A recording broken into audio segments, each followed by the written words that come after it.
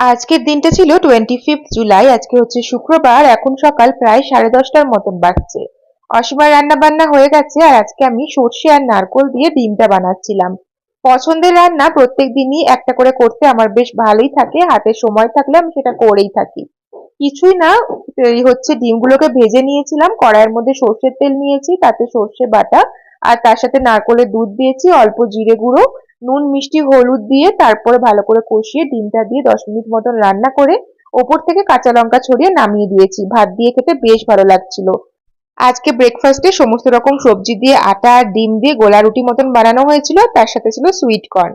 প্রত্যেকদিনই স্নান করার আগে আমি মুখে হচ্ছে দইটা অ্যাপ্লাই করে থাকি।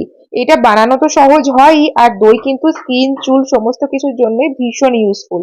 সাথে একটু কফিও মিশিয়ে নিয়েছিলাম।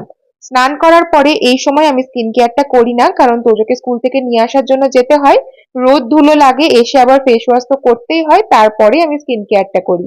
আজকে দুপুরের মেনুতে ছিল কেঁদুলি ভাজা, গাটি কচু আর আলু দিয়ে তরকারি, মুসুরির ডাল আর পেঁয়াজ টমেটো দিয়ে হয়েছিল মাছ। সকালের দিকে এত সুন্দর রোদ উঠে গিয়েছিল, ভেবেছিলাম বোধহয় সারাদিনই রোদ থাকবে, কিন্তু সেটা মোটেও হয়নি। দুপুর থাকতেই দেখো মুষলধারে বৃষ্টি আর তার সাথে সেরকম জোরে হাওয়া।